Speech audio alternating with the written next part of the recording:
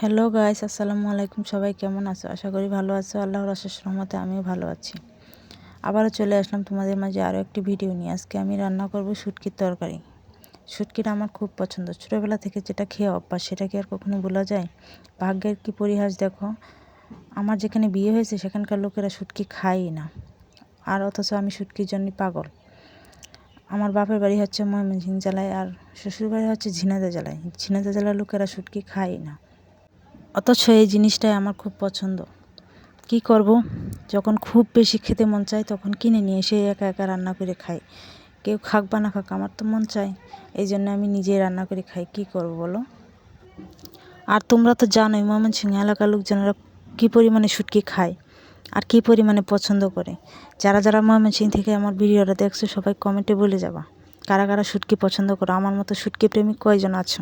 আর guys, আমার এই চ্যানেলটা খুবই নতুন, তোমরা সবাই আমাকে সাপোর্ট করো, বেশি বেশি করে আমার চ্যানেলটা সাবস্ক্রাইব করো, আমি যেন এই চ্যানেলটা এগিয়ে নিয়ে যেতে পারি।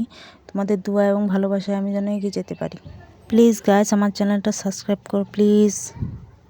আমার 1000 সাবস্ক্রাইবার আর 4000 ঘন্টা ওয়াচ টাইম খুব জরুরি। প্লিজ গাইস, আমার চ্যানেলটা সাবস্ক্রাইব করো, আমার যেন 1000 সাবস্ক্রাইবার পূরণ হয়ে যায় প্লিজ। কথা বলতে বলতে আমার রান্না প্রায় শেষের দিকে চলে এসেছে। এখন তরকারিগুলো নাড়াচাড়া করে পানি ঢেলে দেবো। এই পানি শুকনো অবধি তরকারিটা ভালোভাবে জাল করতে হবে।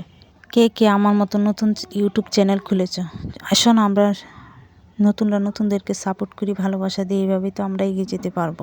আর কে কে আছো আমার মতন টেকনাফ থেকে তেঁতুলিয়া বিয়ে হওয়া লোক, আমার এক দেশের এক প্রান্ত থেকে আরেক প্রান্ত বিয়ে হয়েছে, আমার মতো কে কে আছো এরকম কমেন্টসে বলে যাওয়া। তবে একটা কথা সত্য যে আমার এক দেশ থেকে আরেক দেশে বিয়ে হয়ে আমি অনেক সুখী আছি, ভালোই আছি। দেখতে দেখতে আমার তরকারি প্রায় হওয়া মুখে চলে এসেছে। এখন তরকারিটা নামিয়ে নেব। এই দেখো আমার তরকারি ফাইনাল লুক। তোমাদের কাছে কেমন লাগলো সবাই কমেন্টে বলে যাবা। টাটা, আল্লাহ হাফেজ।